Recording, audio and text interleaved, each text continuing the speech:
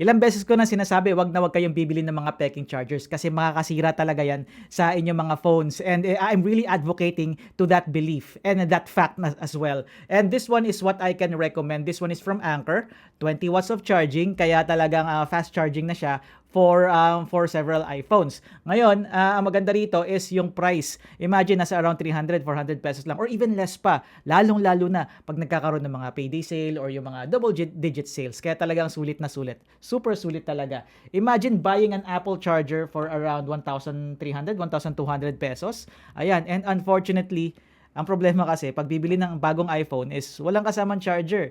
Tapos ang mangyayari dyan, i-upsell pa tayo ng ibang mga salesman, tapos kailangan, or bibigyan kayo ng mga kung ano-anong offers. Tapos parang hindi naman ganun ka-okay yung charging brick for your phone, which is really risky for your phone's battery. So ganun din. Ayan, oh. So ito yung Apple charger, and this one is the Anker charger. Almost similar, and at the same time, ang maganda lang sa kanya is yung pricing. Imagine getting this for more than half, na talagang bargain siya. Yan, no, 1,200 pesos versus around 300, 400 pesos or even less pa.